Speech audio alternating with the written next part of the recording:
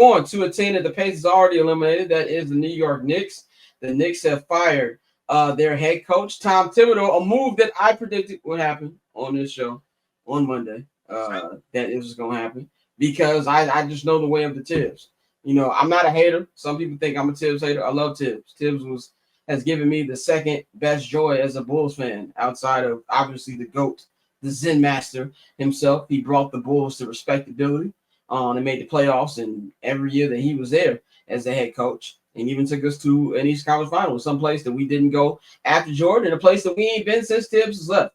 But I always feel like there's a certain place that Tibbs can get you. Like there's only a place that he can get you there, and you know he's a kind of a stopgap coach. He can rebuild your program, make your team respectable, and even take you to a conference finals. You know what I'm saying? This is the Knicks haven't been this far since fucking Bush has got elected, the second one. So, but I think to me here, first of all, I think the Knicks made the right move. I just want to get that out there. I feel like there was a lot of mixed reactions on Twitter when this was announced. I think it was a smart move, depending on who they hired, and we'll get to that in just a minute. But I also think Knicks fans got to come to the cold reality.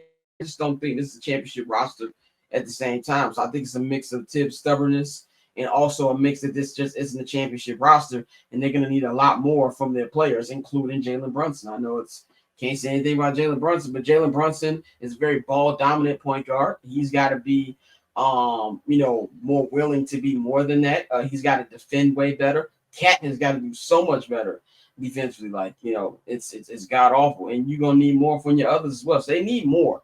But I do feel like this is a step in the right direction, pending who they hire.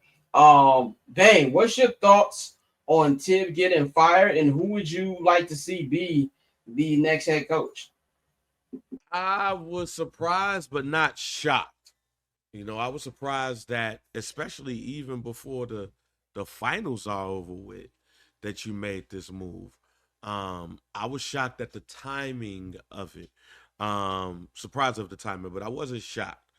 I think Tibbs is a great coach, but he's one of those coaches that's only going to get you to a certain level. I do believe that this is a championship roster.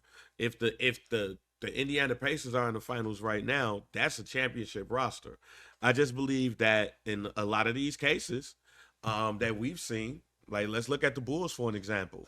The Bulls let go of Doug Collins and they get Phil Jackson, and a year afterwards they go to the finals 3 straight years in a row, and they win, and they go to 6 and 8 years. Look at the Los Angeles Lakers. They let go of Paul Westphal, and Pat Riley, and then you got the Showtime Lakers. You got a number of examples like this. Yes, it does depend on who the hire is.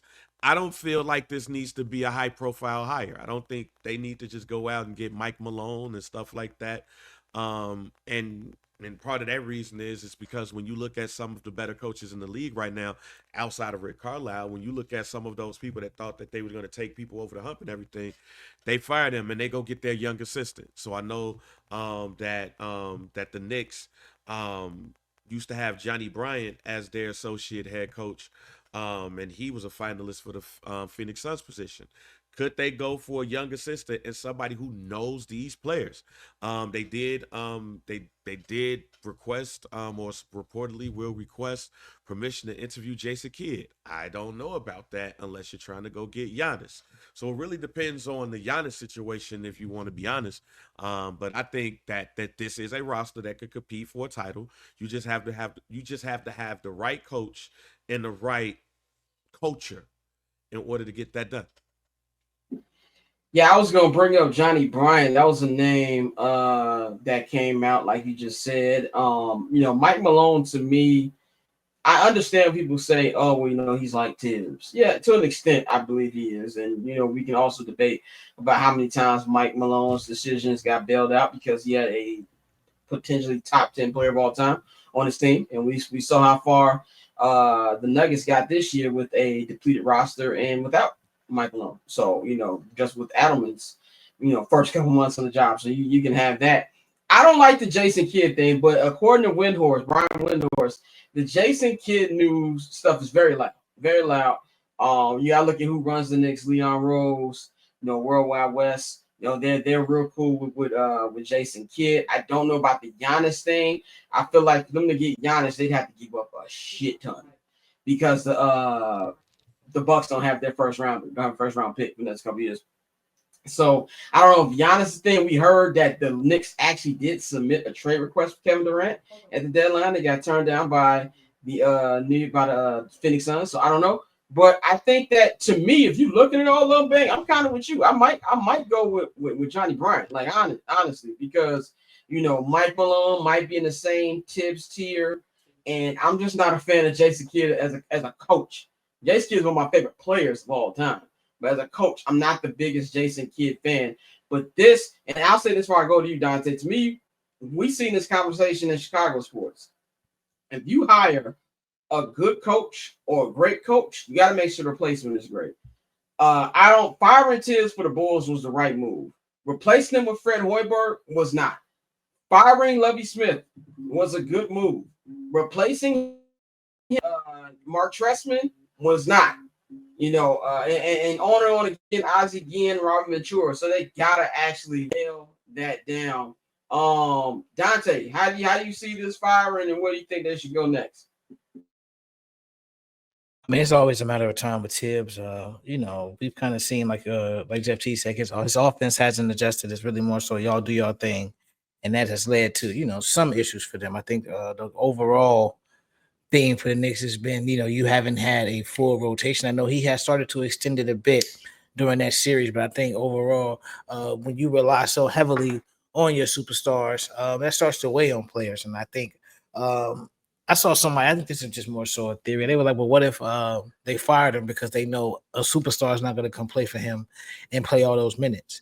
That's something I think about. But I think more than anything, if you're the Knicks, you're used to making big splashes. And now that you're, back in the Eastern Conference Finals for the first time, like I said, 2 decades, it seems like a harsh move, but it's one of those things where, similar to what the Denver Nuggets did, you kind of want to rip off the Band-Aid as opposed to, God forbid, we bring them back and then we go on another run next year and then we don't get over the mountaintop and we're still sitting here saying, well, damn. That just makes his case stronger to stay and keep the job. So I think with the Knicks, if you don't like what you're seeing, you make the move, which they did. I think it makes sense. And now, as far as who they hire, I'm not sure. But it's one of those situations where if you're about to, shake that roster up again, because I forgot what they did in the Mikal Bridges trade, but I don't know how many picks the Knicks got. 5 first-round picks or something? Yeah, so I don't know what they got. 5 first-round picks, like he was fucking LeBron. It was ridiculous. Yeah, it's a crazy thing. It was definitely a win now move, but it was still strange.